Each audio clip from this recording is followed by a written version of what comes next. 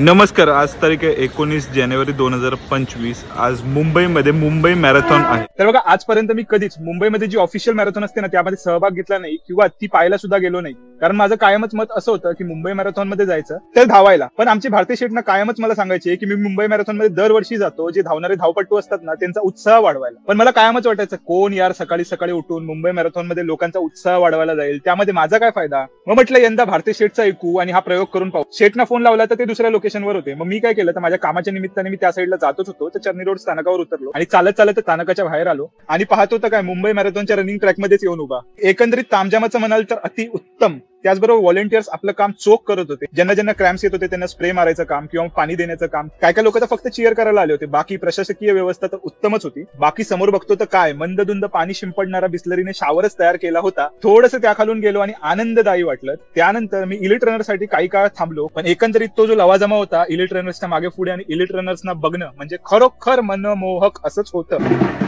फक्त हेच elite runner बघायसाठी मी इथे इतका वेळ थांबलो होतो, कारण ते बघणं फार जास्त भारी असतं। त्यानंतर मी पुढच्या प्रवासाला निघालो। माझ्याकडे दोन ऑप्शन होते, पहिला तर ट्रेनचा आणि त्यानंतर दुसरा ऑप्शन होता तो म्हणजे ह्याच ट्रॅक मधनं चालत चालत चालत चालत फिनिश पॉईंट पर्यंत जायचं आणि तिथून आपल्या कामाच्या ठिकाणी, कारण मला तसंही चर्चगेट स्थानकापर्यंत जायचंच होतं। मी दुसरा पर्याय निवडला आणि ह्याच मॅरेथॉनच्या ट्रॅक मधनं चालत चालत निघालो। एकंदरीत प्रवासाच्या अंतापर्यंत मला इतकं तर झालं होतं की हा निर्णय माझा अतिशय योग्य असा होता। बघा, थोडाफार पुढे गेलो आणि पाहतो तर काय फक्त प्रेक्षकच नव्हते तर श्वान सुद्धा इथे होते। हे जे धावपट्टू आहेत त्यांचा प्रतिसाद वाढवण्याकरिता त्यांना म्हटलं नमस्कार बाबूराव, आणि मग पुढे गेलो। पुढे जाऊन बघतो तर काय तर बिस्लरीची जादुई दुनिया। त्याआधी सांगतो, ही जी बिस्लरीने जादुई दुनिया स्थापन केलेली आहे म्हणजे आपण फक्त पाणी विकायचं नाही तर आपली जबाबदारी सुद्धा आहे। जर आपण प्लॅस्टिक जनरेट करतोय तर त्याचं रिसायकल सुद्धा केलं गेलं पाहिजे।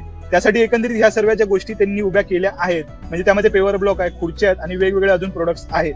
या सर्व गोष्टी रिसायकल प्लॅस्टिक बॉटल पासून त्यांनी तयार केलेल्या आहेत। पण त्या सर्व मागे जे प्लॅस्टिक वेचणारे लोक आहेत ना ते खरे हिरो आहेत। त्यांच्याचमुळे या सर्व गोष्टी पॉसिबल आहेत हे आपण विसरलो नाही पाहिजे। आपल्याला फक्त मोठा ब्रँड दिसतो किंवा आपण पिणाऱ्या पाण्याची बॉटल दिसते, पण त्यामधली जी सायकल आहे ना ती फार जास्त महत्वाची आहे। म्हणजे पाणी फिल्टर करून मिनरल वॉटरच्या स्वरूपात आपल्यापर्यंत पोहोचवून आणि ती वापरलेली बॉटल कंपनीपर्यंत सुपूर्द होणं यामध्ये एक मोठी साखळी आहे। तर मी एक रिक्वेस्ट करणार आहे प्रत्येकाला, मॅरेथॉन धावत असाल, पाण्याचं महत्व किती आहे तुम्हाला माहिती आहे तर जरूर पाणी पिया, जरूर बिस्लरीची बॉटलचा उपभोग घ्या, पण त्यानंतर अशा प्रकारे डिस्पोज ऑफ करा की तिचा सदुपयोग होईल। बाकी एंटरटेनमेंट टू बी कंटिन्यूड आणि हर हर महादेव। आता पुढचा विषय खूप जास्त भारी आहे।